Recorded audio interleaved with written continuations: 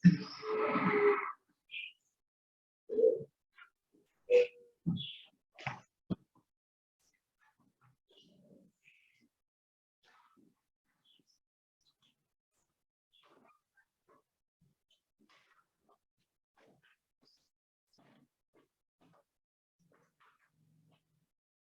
mulai dah. Mulai.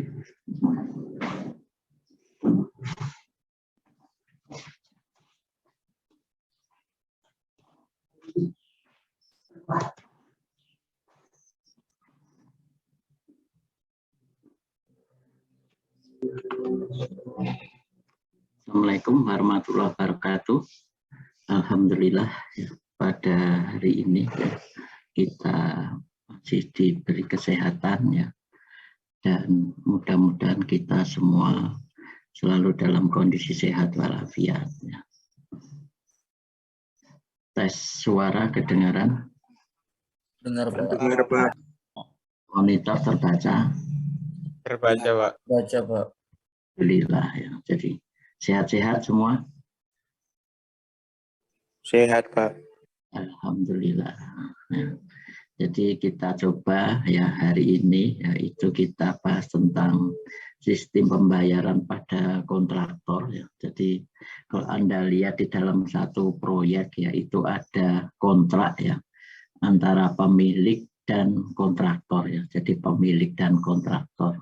Kapan suatu kontraktor itu dibayar ya itu tentunya ya harus melihat capaiannya. Jadi apa yang sudah dihasilkan. Yang kedua juga harus tetap melihat dari ya, perjanjian bersama. Jadi biasanya dibaca di spesifikasi. Jadi kalau ada proyek itu ada data utama, ya, dokumen kontrak ya, atau dokumen lelang dulu sebelum ada pemenang itu dokumen lelang, yaitu ada gambar rencana lengkap ya, dan juga ada spesifikasi ya. Jadi persyaratan-persyaratan teknis dan administrasinya, juga ada bill of quantities ya. A3 itu adalah hasil kerja konsultan. Jadi satu konsultan membantu pemilik ya, lalu di sana dengan tahapan yang cukup panjang yaitu 4 tahap ya, menghasilkan dokumen lelang ya. Jadi ada gambar lengkap ya. Anda bisa membayangkan ya, mewujudkan gambar supaya sesuai dengan yang diinginkan pemilik dan juga sesuai dengan uang yang dipunyai pemilik itu tidak mudah ya. Jadi harus ada koordinasi terus-menerus, harus ada ya istilahnya diskusi tentang biaya yang itu butuh 4 tahap untuk mencapai itu. Kalau ada satu hasil perencanaan yang ternyata itu tidak terpenuhi ya berarti tugas perencanaannya belum maksimal, jadi belum maksimal. Jadi sekali lagi membantu pemilik untuk mewujudkan keinginannya, ya. Jadi untuk mewujudkan keinginannya yang disesuaikan dengan kemampuan pendanaannya, itu tidak mudah. Kalau sesuai dengan keinginan tapi pendanaan tidak sesuai, semua orang bisa. Tapi untuk menyesuaikan dengan dana yang dia punyai itu tidak mudah. Sehingga tugas konsultan beratnya di situ ya. Tapi karena banyaknya pemilik, kurangnya konsultan, akhirnya ya hal-hal seperti itu banyak yang kurang dipenuhi secara optimal ya. Nah, sistem pembayaran yang ada itu ada di dalam pasal yang tertulis di spesifikasi administrasi. Jadi di spesifikasi itu di proyek sering disebut dengan RKS ya, rencana kerja dan syarat-syarat ya. Jadi sering disebut dengan RKS ya, dan juga menjadi acuan dari kontraktor ya, untuk ya, bekerja ya supaya tidak menyimpang, itu dari situ ya. Jadi ada terbagi menjadi 2 yaitu spek teknis dan spek administrasi ya. Kalau yang spek teknis itu fokus di ya, ketentuan-ketentuan teknis ya yang berkaitan dengan mutu pekerjaan ya. Kalau yang administrasi itu ketentuan administrasi yang mendukung jalannya proyek ya.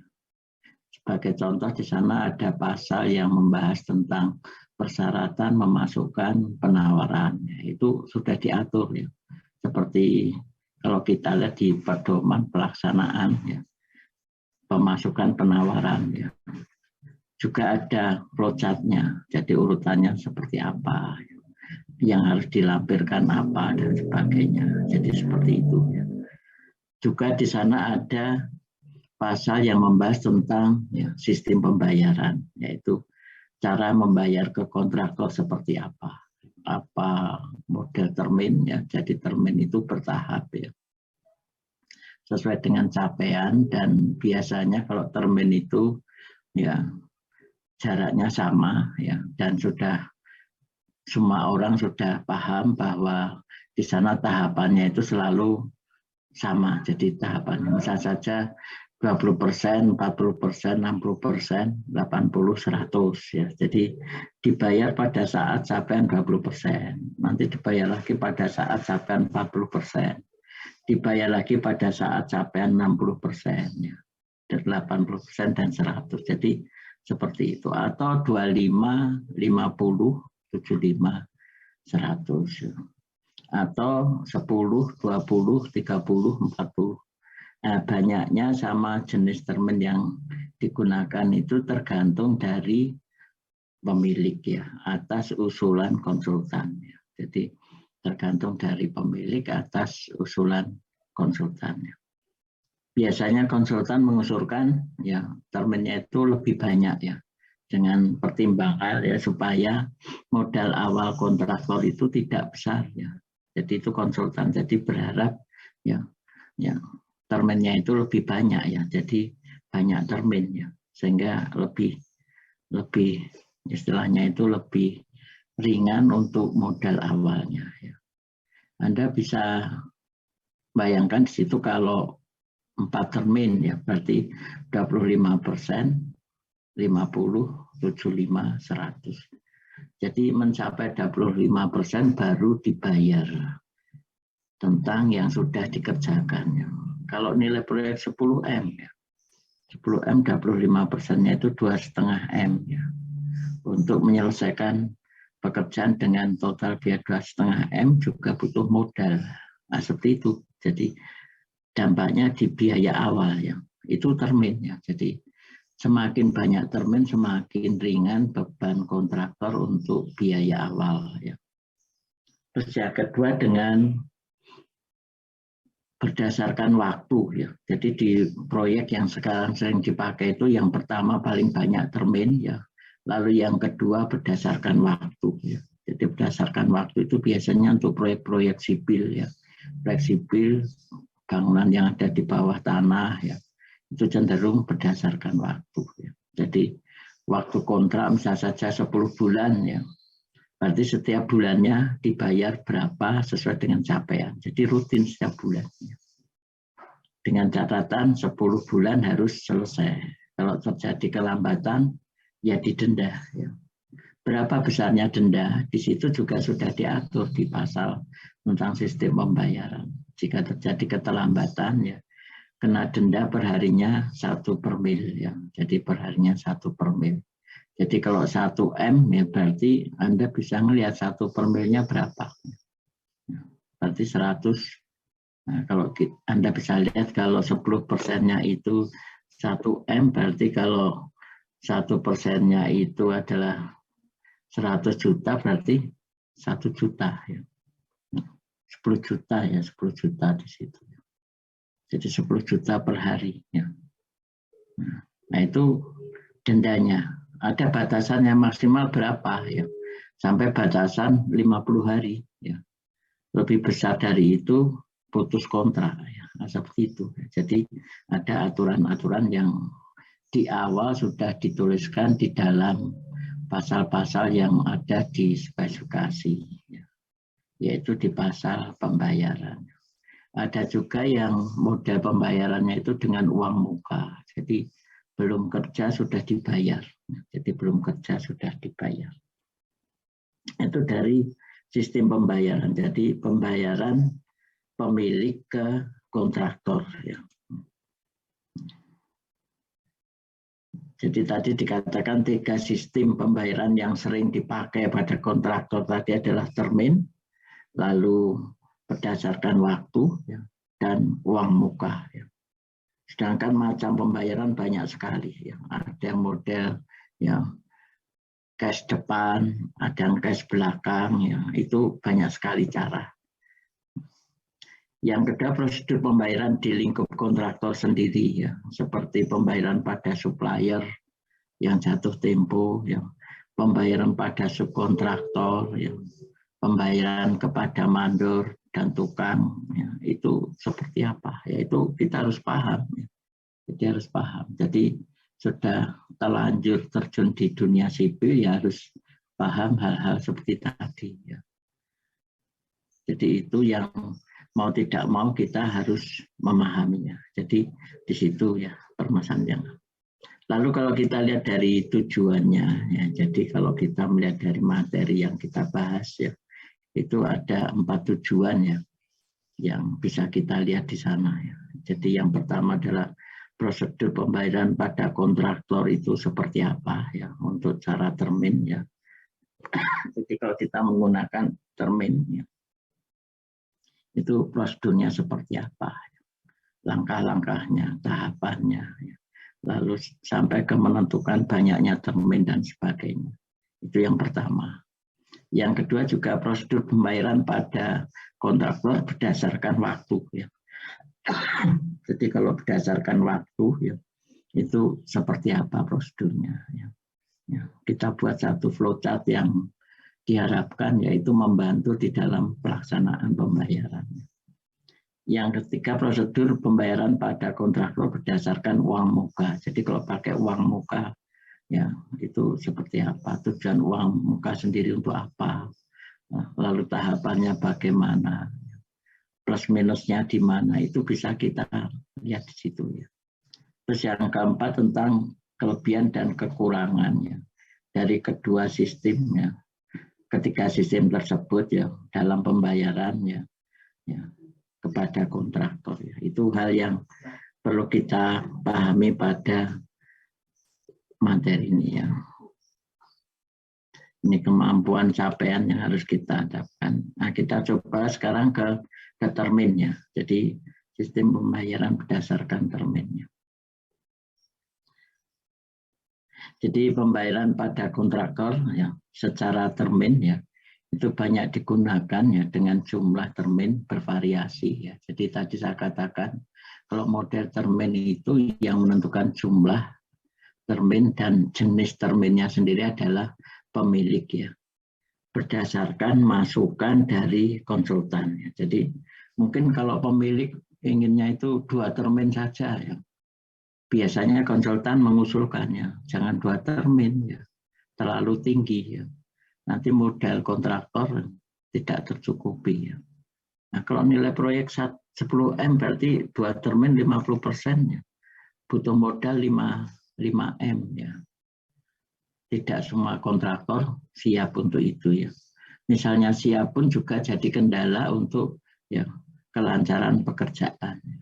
Jadi itu yang harus dilihat ya. Jadi kondisi kontraktor itu karena jumlah kontraktor yang cukup banyak ya, dengan permodalan yang inginnya itu dalam 1 tahun itu bisa mengerjakan lebih dari 1 proyek ya, itu modal yang dia punya terbagi-bagi ya. Jadi tidak mungkin fokus di 1 proyek itu tidak mungkin ya. Karena apa ya? Karena untuk membiayai kontraktor itu tidak ya dibebankan ke 1 proyek ya. Kalau dibebankan ke 1 proyek terlalu berat proyek tadi. Jadi harus dibebankan di banyak proyek ya. Sehingga kontraktor punya 1 target ya. Dalam 1 tahun itu harus mendapatkan banyak proyek ya. Itu yang harus dicermati ya. Jadi seperti itu.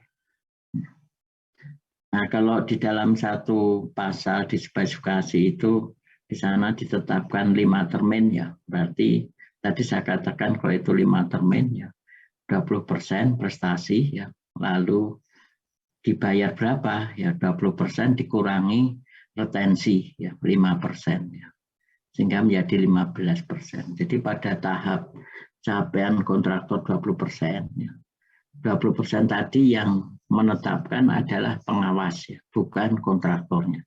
Jadi pengawas, yang menghitung pengawas ya.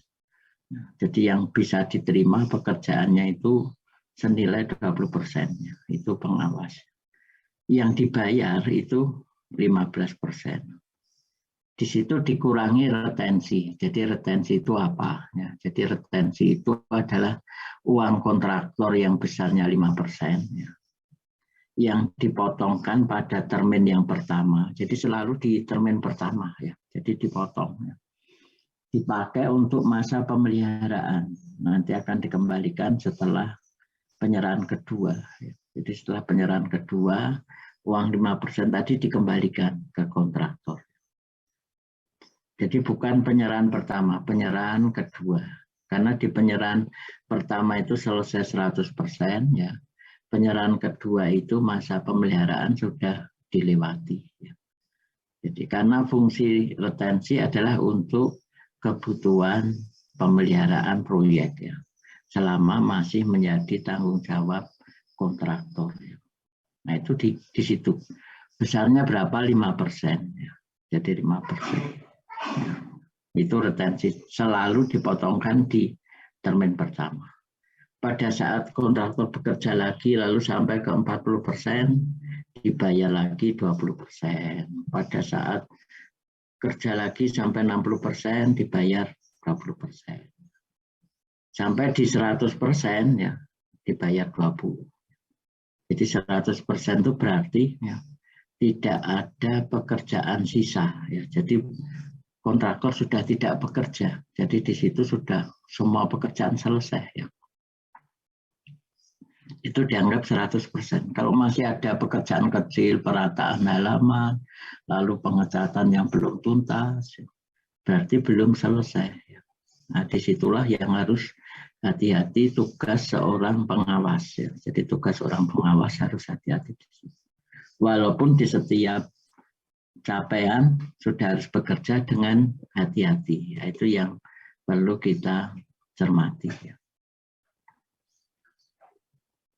Lalu jika pada termin yang kedua, ya, di mana perkiraan kemajuan pekerjaan dihitung oleh kontraktor sudah 40% lebih. Ya.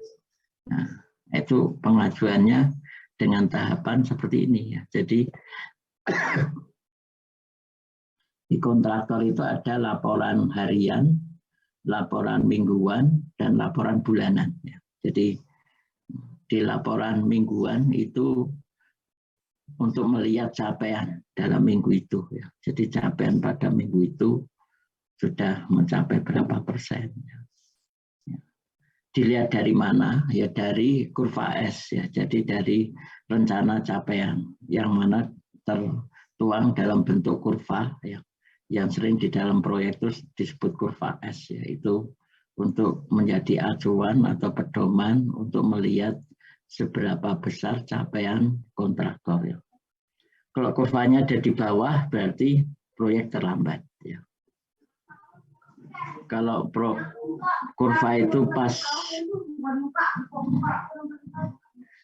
kalau capaiannya itu atau kurvanya pas garis rencana, ya, atau pas kurva berarti sesuai dengan rencana. Kalau kurvanya itu ada di atas ya, dari kurva rencana, berarti terjadi percepatan proyek. Ya. Itu bisa dilihat dari kurva. Dan kurva selalu digambarkan setiap minggu. Ya. Jadi setiap minggu. Jadi setiap minggu yang dicapai berapa, ya, lalu digambarkan di kurva tadi. Nah, itu di situ untuk melihat dari capaian kontraktor. Jadi laporan mingguan yang dipakai. Nah, dari laporan mingguan itu kita tahu bahwa yang sudah diselesaikan kontraktor seperti apa. Tapi yang dipakai untuk hasil perhitungan bukan hasil dari kontraktor, tapi hasil perhitungan dari pengawas. Ya. Jadi dari pengawas. Jadi di proyek itu ada yang namanya direksi lapangan, ya, atau pengawas lapangan, ya. Atau sering juga disebut dengan pengawas harian. Jadi pengawas harian itu ada 3 orang, ya, 3 suara, ya, 3 suara. satu suara dari pihak pemilik ya. Kalau itu satu instansi diwakili oleh anggota instansi tadi. Yang satunya adalah dari pihak konsultan perencana ya. Dan yang satunya dari pihak yang berwenang. Jadi pihak yang berwenang itu adalah tergantung proyeknya. Kalau proyeknya itu gedung berarti cipta karya. Kalau proyeknya itu air, ya, bendungan, saluran itu dinas pengairan. Ya. Kalau proyeknya itu adalah jembatan jalan, ya bina marga. Ya. Waalaikumsalam.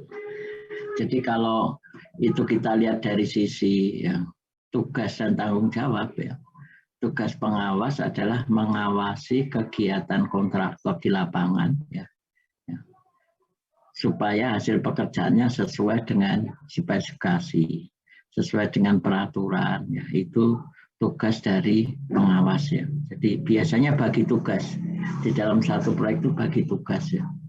Yang bagian keuangan itu bagian pemilik ya, wakil dari pemilik ya. Yang bagian konstruksi yaitu wakil dari konsultan. Yang bagian dari peraturan-peraturan itu dari yang berwenang ya, wakil yang berwenang. Itu sudah bagi tugas ya. Karena di dalam satu pelaksanaan proyek itu dengan adanya bagi tugas tadi ya, bisa semuanya termonitor ya, semuanya termonitor. Karena dalam proyek itu ada hal-hal yang kadang-kadang ya antara rencana dan pelaksanaan terjadi perbedaan ya.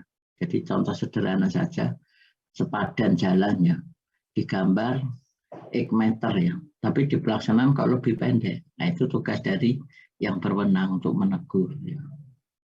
Di dalam satu proyek ya, ternyata semua tenaga kerja didatangkan ya.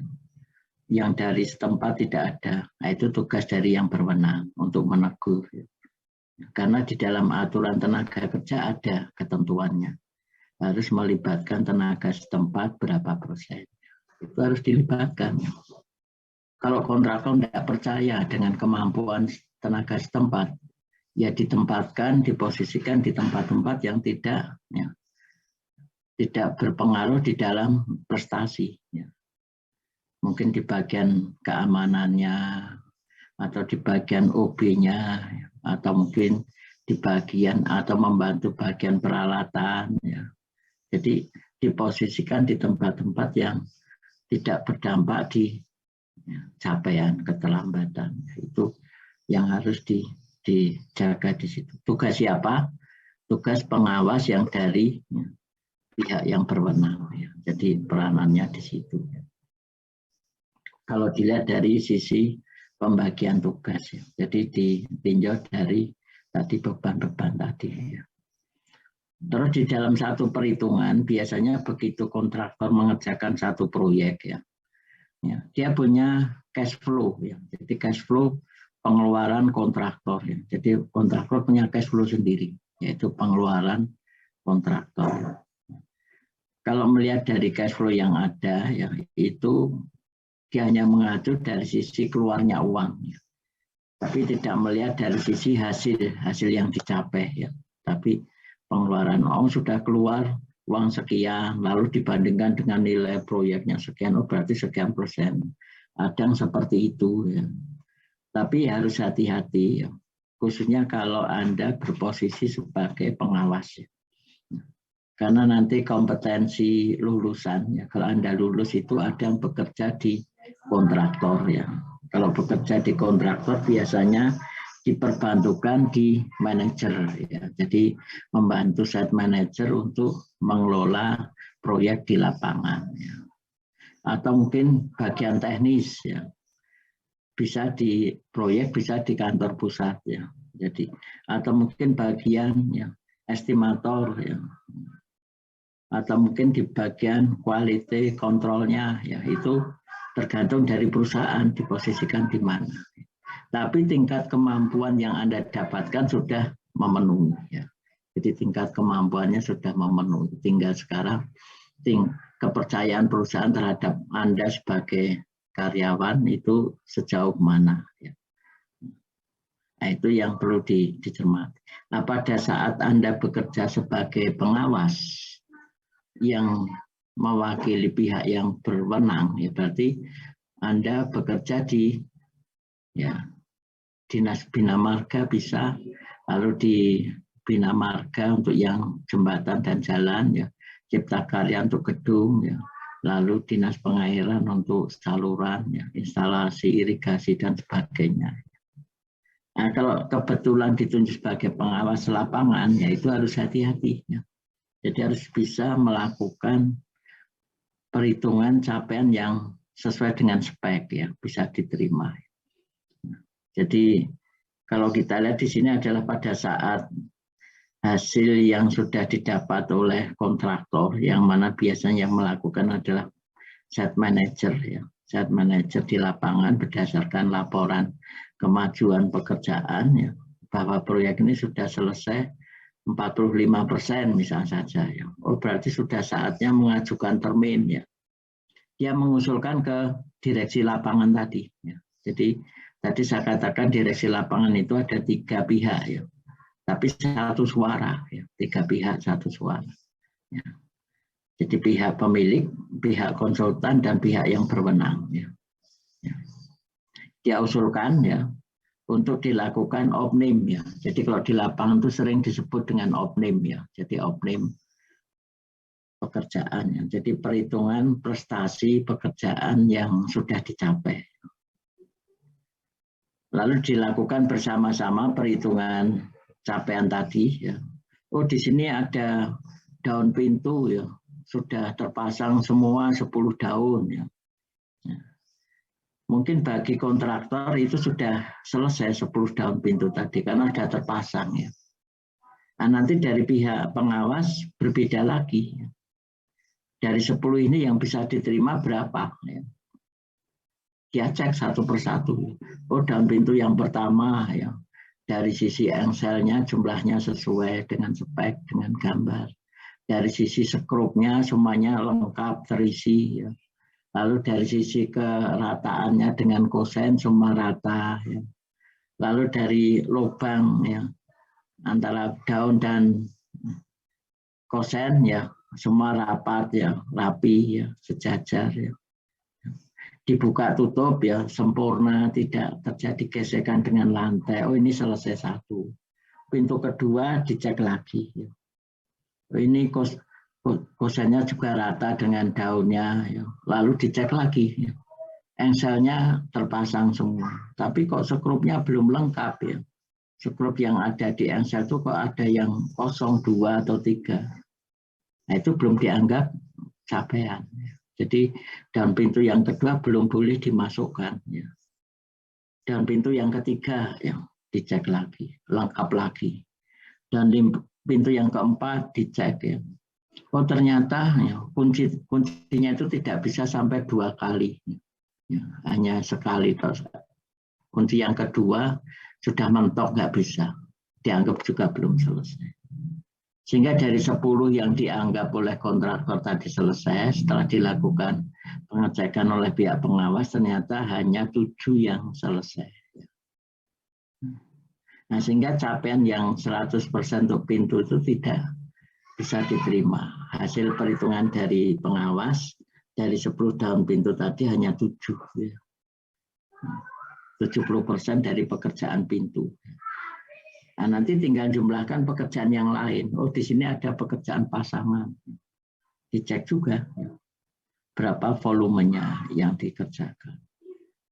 Bahkan sampai ke mutunya, ya. Jadi kalau pengawas ngecek itu tidak hanya, ya, volumenya, tapi juga mutunya. Kalau itu pasangan, misalnya saja itu pasangan batu plengseng, ya, dicek, ya, ketebalannya, kedalamannya, ya. Dia kadang-kadang pakai tongkat besi itu di tempat-tempat spesi itu disogok-sogok itu, ya. Sehingga apakah di dalamnya itu rongga atau tidak itu tahu di situ. Jadi jangan hanya dilihat dari luarnya, oh sudah bagus, ya. Kalau sebagai pengawas harus memang seperti itu. Sama dengan kalau Anda sebagai quality control yang ada di kontraktor. Jadi supaya apa? Supaya nanti, ya, uang yang dikeluarkan untuk membayar mandor itu tidak sia-sia. Hari Sabtu ya, saatnya mandor dibayar ya. Anda cek pekerjaannya, pasangan dinding, dicek ketegaannya, kerataannya, lalu volumenya berapa, itu dicek semua. Pasangan batu kali dicek apakah ada rongga-rongga atau tidak. Jadi tugas quality control di situ, yaitu untuk mengetahui hasil hasil akhir dari baik itu dari pekerja ataupun tukang atau mandor ya. Kalau itu borong kerja biasanya ke mandor ya. Kalau itu harian berarti langsung ke tukang tadi ya. Karena yang dibayar per hari tukangnya ya. Nah, itu yang harus dicek ya. Bahwa pekerjaan sudah diselesaikan tuntas. Walaupun itu sudah terpasang rapi belum tentu tuntas. Nah, itu di situ tugas pengawas. Sehingga dari hasil opname tadi ya, tidak selalu sama ya. Misal saja tadi kontraktor menghitung 45 ya. Mungkin pihak pengawas hanya 41 ya.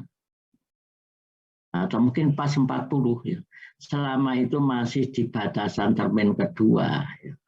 Itu bisa berlanjut ya. Tapi hasil yang dipakai adalah hasil perhitungan pengawas ya. Tetapi kalau yang dihasilkan itu ternyata lebih kecil ya dari target pada termin tadi ya belum bisa dilakukan pembayaran. Jadi ternyata setelah dihitung oleh pengawas hanya 39. Ya berarti belum memenuhi syarat ya, harus diselesaikan lagi menjadi 40. Nah, itu di sini titik kritis yang pertama di dalam satu. Jadi ada bahkan di sini kritis yang kedua, yang pertama di quality controlnya menentukan capaiannya. Jadi quality control yang ada di kontraktor untuk menentukan capaian itu seperti apa. Setelah itu kritis kedua di perhitungan ya, pengawas ya. Di sini pasti berbeda. Jadi selama ini jarang ya yang didapatkan hasil yang sama ya.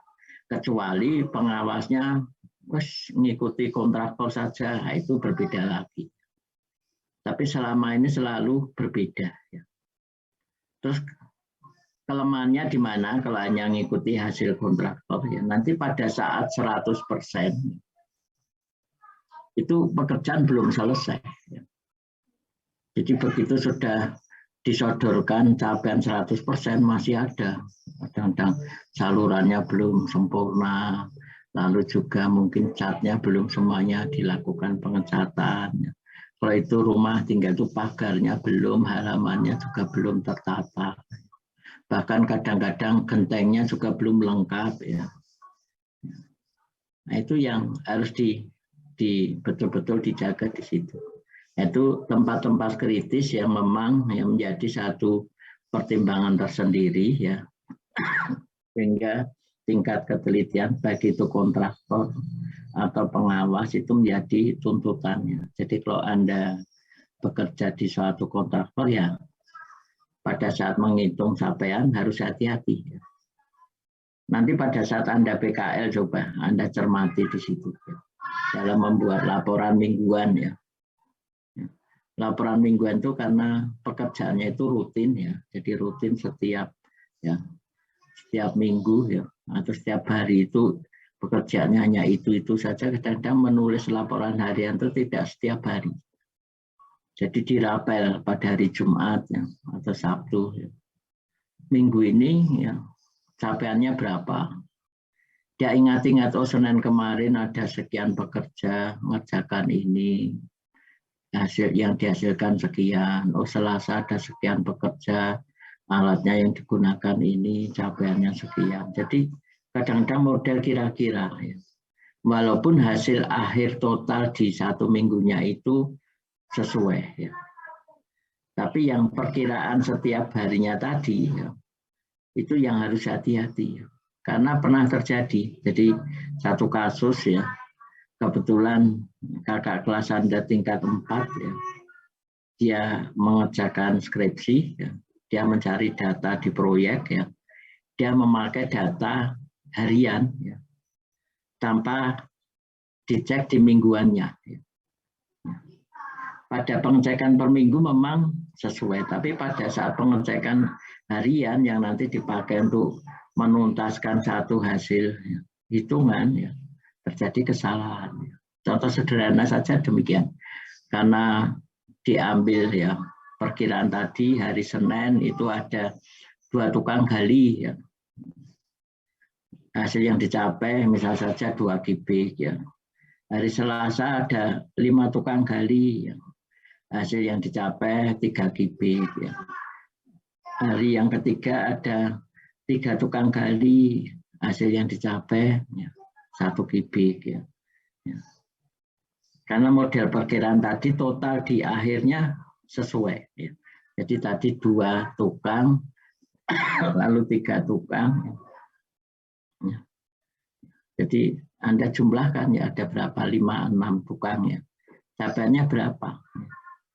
Nah, itu cocok dalam 1 minggu, tapi yang data yang ke hari kedua, ketiga itu tidak logis ya. Jadi di sana ada misal saja 2 tukang capaiannya 5 kubik ya, tidak logis ya. Walaupun kalau dijumlahkan dengan yang ketiga memenuhi ya. Nah, yang tidak logis tadi Anda pakai, oh 2 orang 3 kubik, 2 orang 5 kubik, berarti 1 orangnya 2,5. Lalu Anda pakai di tugas skripsi Anda. Ya. 1 orang 2,5 kubik, ada 10 orang 25 kubik ya. Tidak bisa, karena logika orang bekerja yaitu untuk tukang gali itu maksimal 1 harinya itu 1/4 sampai 1,5 kubik itu maksimal.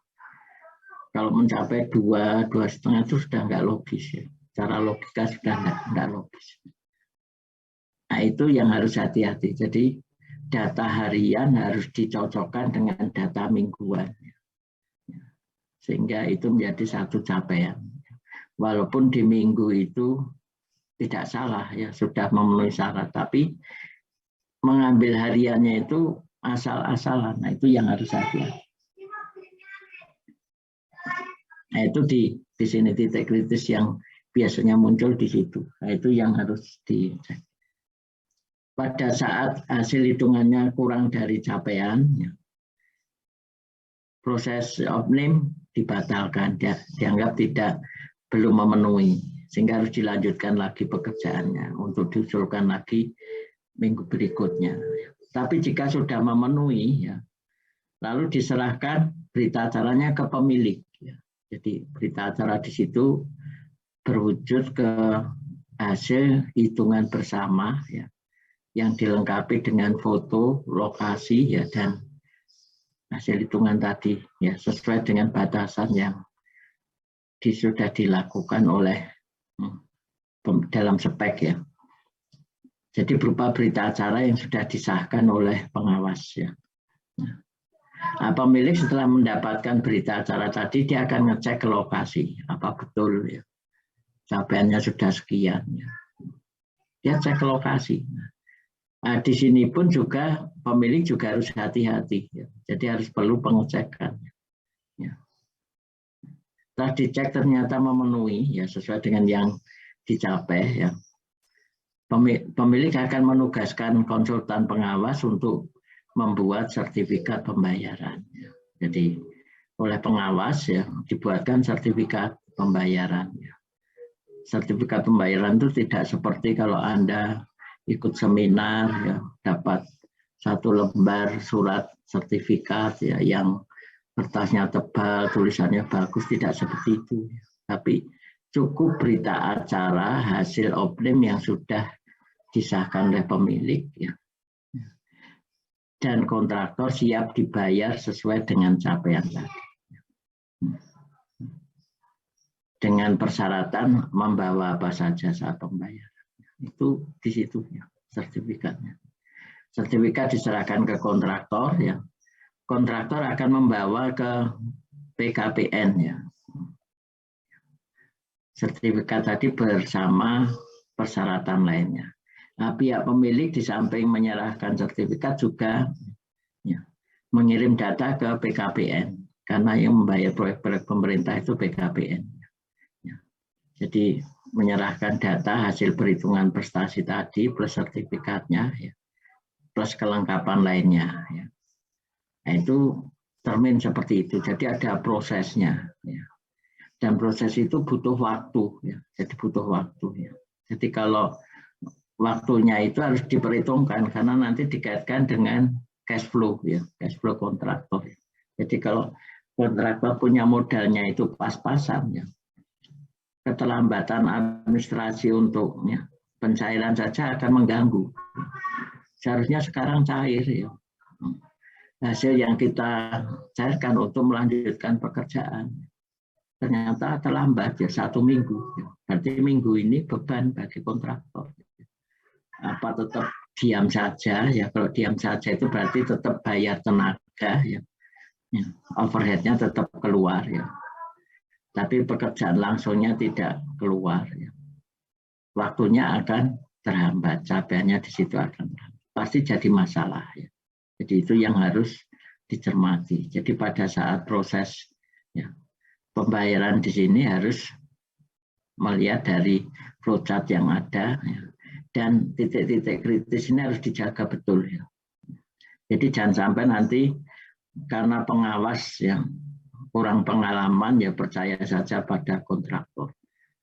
Hasil hitungan kontraktor 45% ya sudah dicapai, ya. Walaupun 45% yang dibayarkan tetap tadi, ya, 40%-nya, jadi 40%. Tapi sudah memenuhi syarat. Nah, itu yang harus hati-hati di situ, titik-titik kritis, ya, titik kritis di quality control, titik kritis di pengawas, ya, lalu titik kritis pada saat pengajuan, ya, sertifikat, ya, seperti apa. Nah, itu prosedur pembayaran ke kontraktor dengan cara termin. Ya. Tadi saya katakan banyaknya termin tergantung dari usulan konsultan ke pemilik, ya. Dan itu tertulis di dalam dokumen kontrak yang ada di pasal-pasal yang di pasal, ya, spesifikasi. Sampai sini ada pertanyaan dulu, silahkan.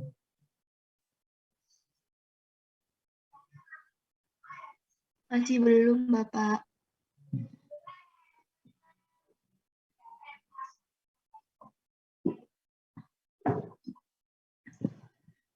Tiga MRK 6 lengkap.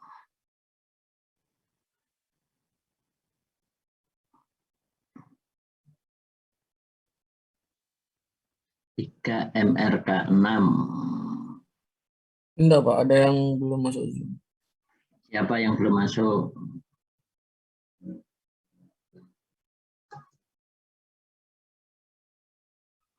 Atas nama Brian Fajar, Pak.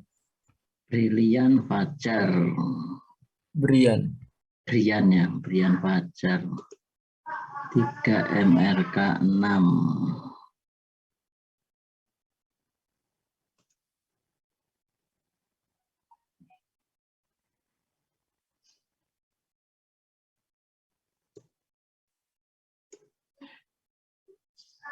Brian Fajar, ya. Kemana anaknya? Ada informasi? Belum ada, Pak. Belum ada, ya.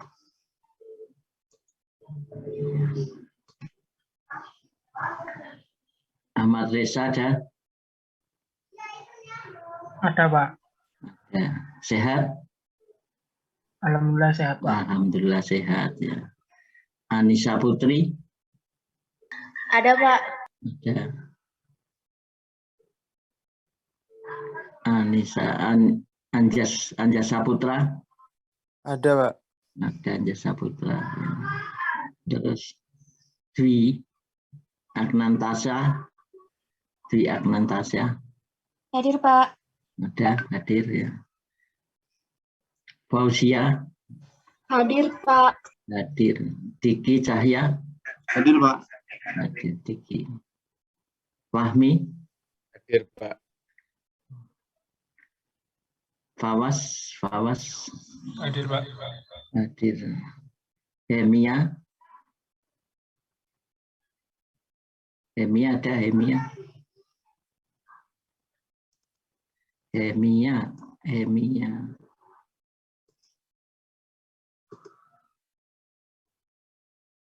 Tidak ada.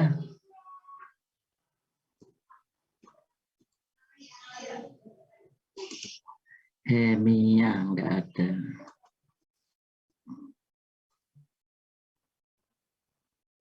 Lingga, Hadir, Pak. Lingga ada. Ya. Isabel, betul Isabel itu.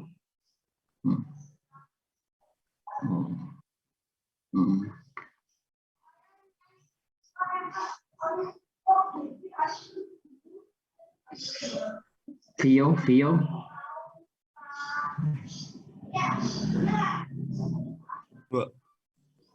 ada, Vio. Muhammad Ardin, nah, Novia ada yang Anas Maulana Hadir, Pak. hadir ya. Ramadan, Abbas Ramadan ada, Abbas. Muhammad Iqbal Ramadan tidak ada ya. Untuk Iqbal ada di Zoom. Kenapa? Untuk Iqbal Ramadan Abbas ada di Zoom. Ada di Zoom. Apa enggak dengar? Saya, Pak. Kemana aja? Enggak dengar ya? Barusan dari kamar mandi, Pak. Mohon maaf. Oh. Nadia Rizky Hadir, Pak. ada ya. Suaranya kecil ya. Novanda, Hadir, Pak. Novia. Hadir, Pak. Nanti. Muhammad Hairun, Hadir, Pak. Fajar Rahmat ada ya. Ada, Pak. Oh ya, Pak. Ini untuk Hemia Sania katanya reconnecting dari tadi, Pak. Jadi terkendala sinyal. Barusan konfirmasi ke saya. Permisi Bapak, saya sudah bisa join. Sudah bisa join ya. Iya Pak, Lokasinya di mana kok? di Malang Pak. Di Malang. Oh, di Malang. Ya. Retno Wulandari Hadir, Pak. hadir ya. Umar, ya. Samir Umar. Samir ada.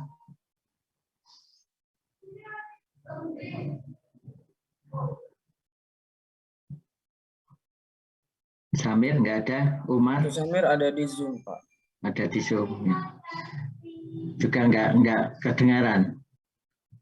Samir.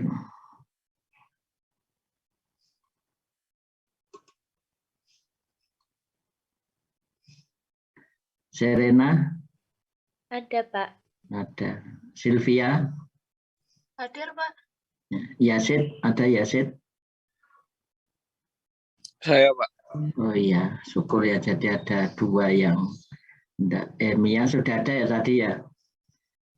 Sudah Pak. Sudah, alhamdulillah. Jadi kembali ke sistem pembayaran secara termin tadi ya, itu ya pada prinsipnya ya Anda harus betul-betul melihat dari sisi ya titik kritis ya, sisi titik kritis ya. Jadi sisi titik kritis yang harus kita cermati ya. Jadi titik kritis yang harus dicermati di sini ada di pertama pada posisi sebagai quality control ya. Jadi quality control yang ada di kontraktor. Karena tugas quality control itu kan menentukan ya capaian mandor ya yang nanti siap dibayarkan pada hari Sabtu ya. Jadi capaian mandor. Nah, capaian tadi harus sesuai dengan spek ya. Jadi tidak hanya menghitung capaiannya, tapi juga kesesuaiannya, bisa diterima tidak. Itu kritis pertama bagi kontraktor yang ada di situ. Jadi di dalam proyek itu ada tenaga harian, ya, ada juga tenaga borongan. Semuanya rata-rata di bawah mandor. Ya. Jadi ada yang harian bawah mandor, ada yang borongan bawah mandor. Nah, tugas seorang quality control yang ada di kontraktor ya, itu memonitor hasil pekerjaan tadi apakah sesuai dengan spek yang ada atau tidak. Tapi juga memberikan satu bentuk tahapan-tahapan yang supaya hasilnya memenuhi. Jadi tidak hanya ngawasi saja, tapi juga memberikan satu, istilahnya itu satu ya, flowchart atau satu tahapan atau satu langkah-langkah yang harus dilakukan oleh mandor ya untuk mencapai hasil yang bisa diterima. Ya. Tadi contoh sederhana saja seperti pasang daun pintu tadi ya. Pasang daun pintu harus seperti apa ya. Oh, kalau pasang daun pintu itu harus skrupnya terisi semua ya. Buka tutupnya mudah ya. Tidak terjadi gesekan dengan lantai ya. Lalu juga ya pertemuannya dengan kosen ya lubangnya itu betul-betul lurus ya dan rapat ya. Lalu juga kerataannya dengan kosen juga sama, tidak terjadi miring dan sebagainya ya. Nah, itu baru ya, dikatakan sempurna ya. Baru dihitung ya, kalau belum saat itu juga diperintahkan untuk diselesaikan ya. Kalau perlu pembayaran mandor di hari Sabtunya dikurangi, belum selesai ini harus dibetulkan dulu. Yang dua ini harus dibetulkan dulu. Nah, seperti itu. Jadi yang dihitung yang 8 ya. Itu bukan berarti mempersulit enggak, tapi supaya nanti pada saat termin ya tidak terjadi ya tadi ya, kegagalan tadi ya. Itu di quality control di kontraktor. Jadi biasanya mengacu dari spek, di sana melihat dari flowchart ya. Flowchart itu diterapkan dalam bentuk langkah-langkah kerja di lapangan ya, untuk dipakai pegangan oleh mandor. Terus di pihak pengawas juga sama ya. Nah, yang paling sering terjadi ya karena di quality control di kontraktor itu ditangani langsung oleh pelaksana ya. Pelaksana terlalu banyak bebannya untuk mengawasi semua pekerjaan ya, sehingga sepenuhnya ya percaya ke mandor ya, sehingga hal-hal yang kecil seperti itu sering terjadi. Jadi yang sering terjadi itu pada daun pintu adalah kelengkapan skrup pada engsel, lalu juga kunci tanamnya yang kedua tidak mau ya, lalu juga gesekan dengan lantai ya. Gesekan dengan lantai. Jadi indikator-indikator yang sering terjadi menjadi batasan ukuran itu menjadi ya, acuan bagi seorang quality control ya.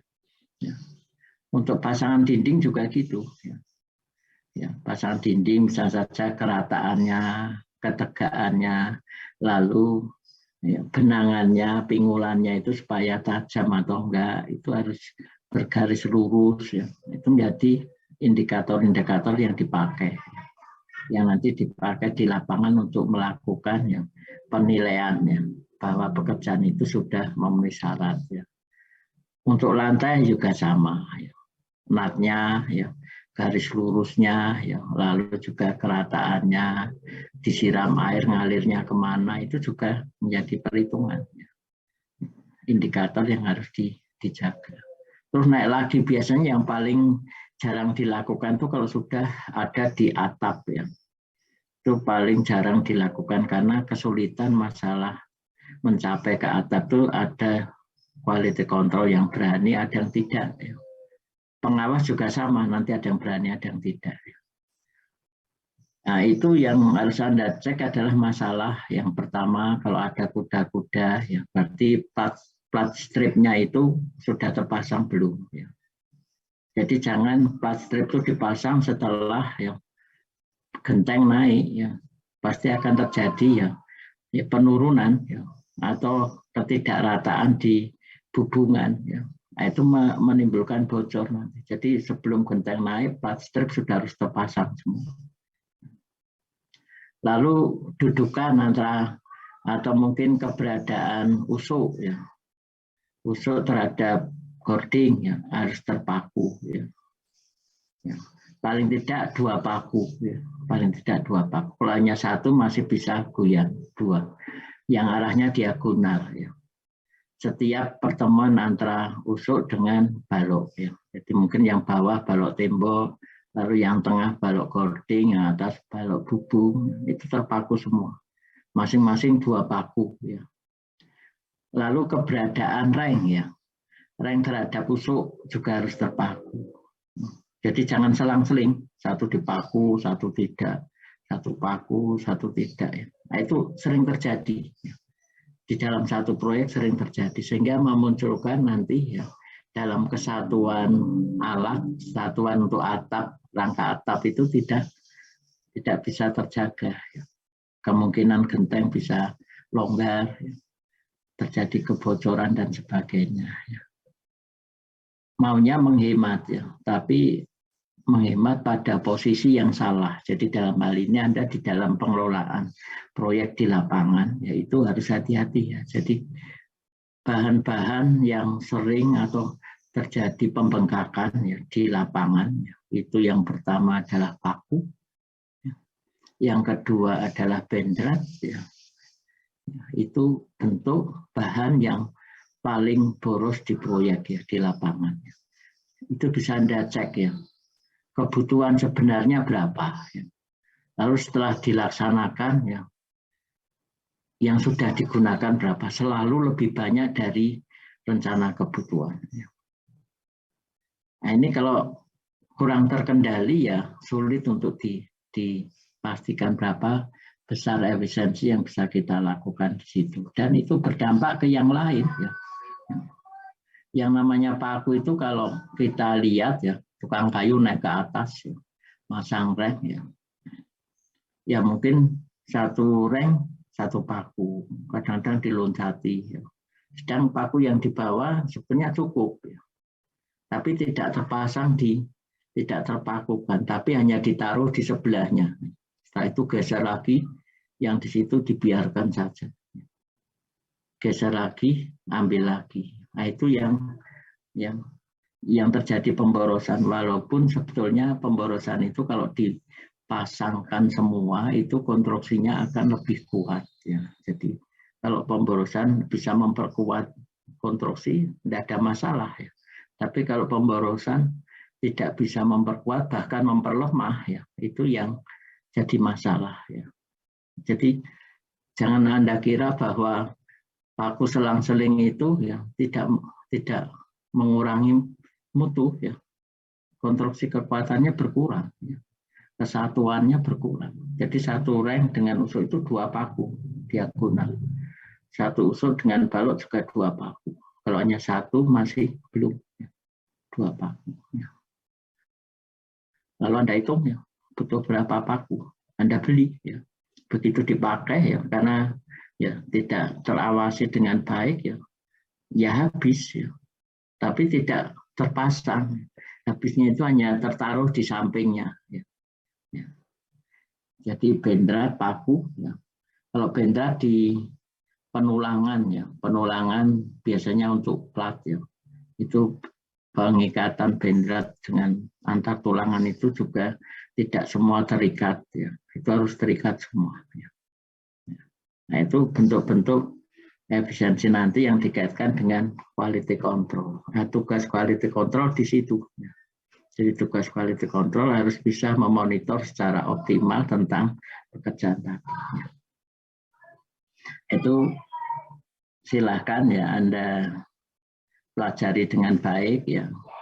Lalu juga Anda cermati prosedur tadi dengan sistem termin ya. Jadi kalau termin seperti apa? Ya. Sampai sini ada pertanyaan? Ya.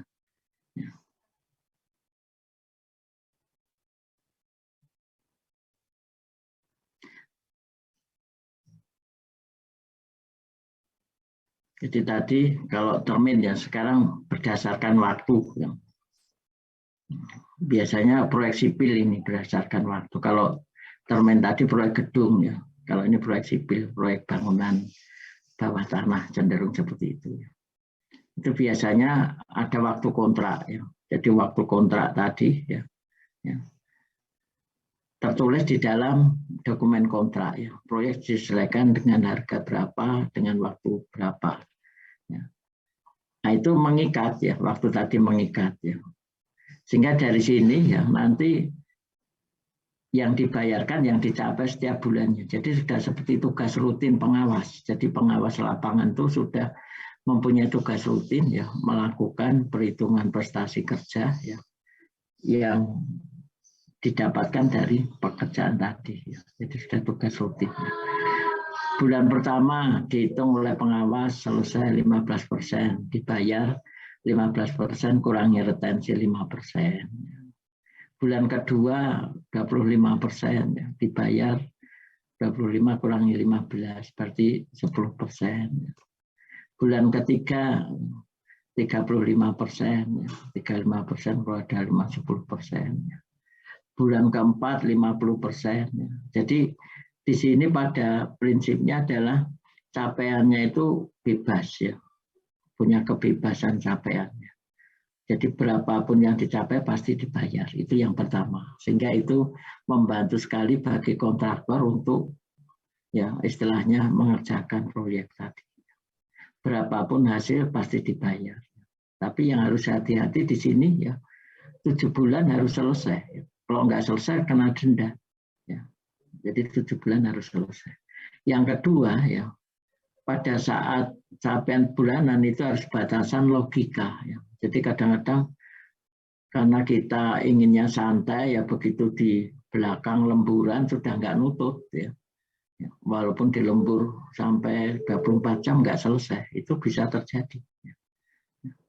Itu berarti sudah melewati logika. Jadi batasan logika tetap harus dijaga. Jadi batasan logika itu seperti ini. Jadi kalau Anda bisa menyiapkan sumber daya maksimal ya. Posisi maksimal itu orang bahannya berapapun ya enggak masalah ya tapi tenaganya orang alatnya y alat ya. Posisi maksimal ya bisa mencapai misal saja ya dengan nilai rupiah di sana karena itu pekerja misal saja per harinya bisa mampu sampai 200 juta misal saja. Ternyata di situ yang harus diselesaikan 300, yang nggak akan terpenuhi, nggak bisa, ya tetap 200 itu masih. Itu yang dikatakan tidak logis ya. Logika juga di situ yang harus Anda lihat dari sisi ya pengeluaran harian ya, pengeluaran harian. Ya. Pengeluaran harian itu ya dengan lahan yang sempit ya kebutuhan tenaga kerja itu maksimal berapa ya, sehingga dia bisa optimal ya. Dipaksakan lagi tidak ada hasilnya. Demikian juga alatnya. Keberadaan lahan yang sempit dengan alat yang terbatas, ya, itu pengeluaran hariannya itu sudah bisa dihitung optimalnya sekian, tidak boleh lebih. Ya. Kalau lebih terjadi pemborosan. Nah itu yang harus dilihat dari sisi logika tadi. Jadi logika tadi harus Anda lihat dari sisi itu. Jadi kalau nanti misalnya saja dalam satu hari harus menghabiskan 100 juta ya dalam satu proyek ya. Kemampuan lokasi untuk menampung tenaga itu hanya 50 ya. Ya. Lalu alat yang Anda pakai hanya 2 ya. Anda bisa melihat di situ 50 itu optimal berapa. Ya. Kalau misalnya saja satu tenaga digaji 100 ya berarti ya 5 juta ya. Ya. Kalau 150 berarti 7,5 juta ya, untuk tenaga. Ya. Lalu untuk alat 2, kalau sewa alat misalnya saja 500.000 berarti 1 juta. Ya. Tinggal tadi ada 8,5 ya, 8,5. Ya. Lalu beban untuk alat dan tenaga itu sekitar 40%. Jadi kalau tadi 140% itu berarti 40 juta. Ya. dengan menghabiskan 40 juta dalam satu hari untuk kebutuhan hanya 10, berarti kan nggak logis. Oh, kerja lembur berapa jam? Ya. Ada hitungannya. Dari logika juga ada. Ya. Nah, itu yang betul harus hati-hati di situ, ya, sehingga itu menjadi bahan untuk pertimbangan di sana. Ya. Ya. Saya kira itu yang perlu saya sampaikan untuk batas waktu. Ya. Jadi berdasarkan waktu seperti itu, capaian setiap harinya harus dilakukan. Nah, perbedaannya di sini di dalam ya, flowchart ya. Ya, karena itu sudah tugas rutin ya, tidak perlu mengusulkan. Jadi kontraktor tidak perlu mengusulkan. Jadi setiap akhir bulan pengawas melakukan perhitungan hasil kerja kontraktor dan selalu diterima ya. Perhitungan setelah dihitung lalu berita acaranya dikirim ke pemilik ya. Pemilik tetap mengecek ke lokasi, tetap mengecek ke lokasi. Setelah dicek ya, pemilik akan memberikan tugas ke konsultan untuk sertifikat pembayaran. Sertifikat diberikan ke kontraktor, kontraktor ngambil ke PKPN. Jadi sudah rutin bulanan, setiap bulan berapapun. Jadi tidak perlu mengusulkan ya, tapi tetap batas waktu kontrak menjadi batasan. Masalah capaian tidak ada. Jadi capaian sepenuhnya menggunakan capaian pengawas dan itu sebagai tugas rutin bulanan. Itu enaknya di situ. Jadi ada beberapa nilai positif. Yang pertama ya, kontraktor tidak terbebani masalah dana pada saat dia punya modal sedikit ya ditembakkan dalam bentuk proyek ya.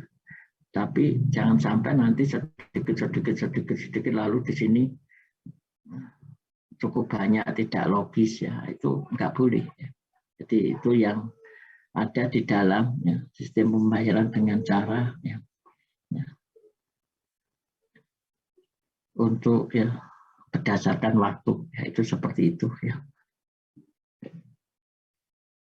Ya saya kira hari ini saya cukupkan dulu untuk materi ini ya, kita lanjutkan minggu depan ya, dan Anda pelajari di situ ya masalah ya daripada ya sistem pembayaran sambil Anda ya melengkapi tugas-tugas yang belum ya. Jadi tugas yang belum itu yang pertama tentang layout set ya, tadi tata letak set ya.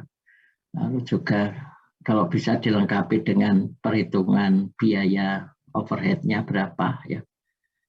Atau nanti tugas berikutnya minggu depan itu ada tugas berikutnya.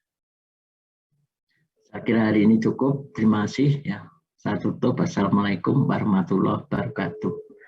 Waalaikumsalam warahmatullahi wabarakatuh. Terima kasih, Pak. Ya, sama-sama.